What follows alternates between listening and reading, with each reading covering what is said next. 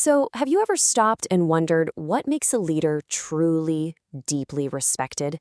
I mean, not just followed, but really revered.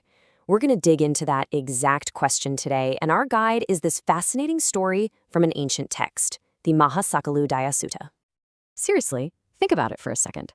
Is it their charisma, maybe their lifestyle, or how strict they are? It's a question that's as relevant today as it was thousands of years ago. And believe it or not, an encounter the Buddha had gives us an answer that feels surprisingly modern. Let's get into it. All right, so picture this. We're in the ancient Indian city of Rajagaha, and this place was basically a buzzing marketplace of ideas. The Buddha wasn't the only show in town, not by a long shot. You had all these other famous teachers, each with their own followers and their own philosophies. It was a really competitive spiritual scene. But here's where things get interesting. There was a huge difference in the vibe around these teachers. You see, when other masters spoke, their followers were often loud, they'd argue, sometimes even cut their teacher off to show how smart they were. It was chaos. But when the Buddha taught, complete, focused silence. You wouldn't hear a single cough. The text uses this really beautiful image to describe it. It says, they waited for his words like a huge crowd waiting for pure honey. Now, this wasn't a silence born out of fear. It was this deep, eager anticipation. They were just hanging on every single word. And this incredible reverence, it really puzzled outsiders. It's the central mystery we're looking at today. What made him so different? So, one of these outsiders, a spiritual seeker named Sakuludāyin, he had a theory. He goes up to the Buddha and says, hey, I think I've figured it out. I think I know why your disciples respect you so much. And honestly, his explanation sounds pretty logical at first glance. Sakuludāyin lays out 5 reasons. He says, look, it's because you eat so little, you wear simple robes, you're happy with whatever you get, you live in basic places, and you stay off by yourself. Basically, he thought respect came from the Buddha's hardcore ascetic lifestyle. He just looked the part of a holy man. It was all about the outward appearance of discipline. And that makes sense, right? We often connect hardship and living simply with some kind of spiritual authority. But with Sakuludāyin, right? Well, the Buddha's response is just a masterclass in flipping assumptions completely on their head. He starts with Sakuludāyin's very first point, this idea that he's respected because he barely eats, and he just completely and brilliantly dismantles it. The Buddha basically says, well, actually, Uday, sometimes I eat a full bowl of food, sometimes even more than that. But I have disciples who are way more extreme. They eat far, far less. And the logic here is just perfect. If eating very little is what earns respect, then those disciples should be more respected for it. But they all look up to him. And he just keeps going, applying that same logic down the list. He moves on to robes. He says, sometimes I wear really nice robes that people give me. But he points out that he has other disciples who only wear rough robes they've stitched together from rags they found in the trash. Again, if it's about the robes, those guys should be getting all the respect. The pattern just keeps on. He does the same for lodging.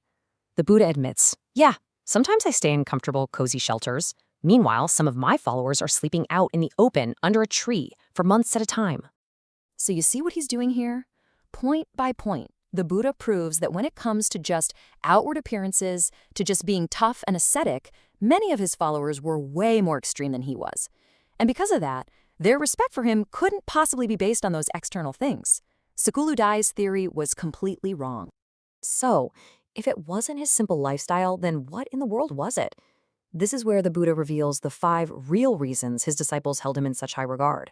And spoiler alert, they have nothing to do with appearances. Okay, reason number 1 is what the text calls adhisile, or superior virtue.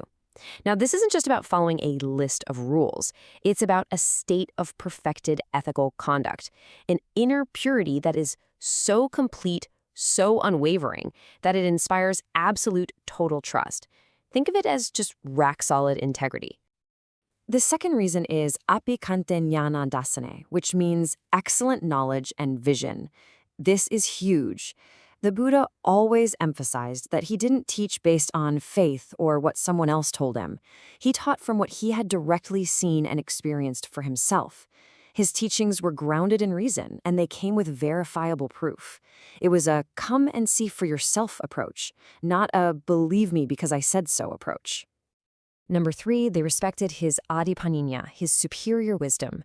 This was this incredibly deep, penetrating insight that could just masterfully unpack any situation and answer any question. The text says he could see arguments coming and just dismantle them with flawless logic. It was a level of mental clarity that just left no room for any doubt. And that wisdom wasn't just some abstract philosophical thing. Reason number 4 is that he gave a practical answer to the biggest problem we all face, suffering. He wasn't just talking about lofty ideas. He gave his followers a crystal clear, actionable game plan, the 4 noble truths. He basically said, okay, here's the problem, here's what's causing it, here's the good news that it can end, and here's the exact path to do it. He diagnosed the illness and prescribed the cure. And this brings us to the 5th and, maybe the most important reason of all. The path he taught actually worked. It got results. His disciples weren't just fans or believers, they were practitioners. And by actually applying his methods, things like mindfulness and deep meditation, they achieved real, genuine, life-altering transformation. The ultimate proof of his leadership was that many of them reached the exact same state of liberation that he had. So, if you take one thing away from all of this, let it be this. The incredible respect people had for the Buddha wasn't earned by what he gave up on the outside. It was earned by what he had attained on the inside. It wasn't about his simple lifestyle. It was about his supreme liberation and his incredible ability to show others how to get to that same freedom. And this ancient lesson, it really leaves us with a powerful question for our own time. In our lives, when we look at leaders, teachers, maybe even ourselves, are we confusing the appearance of hardship with the reality of wisdom? It really forces us to ask, what is the real foundation of the respect we give? And, just as importantly, the respect we hope to earn?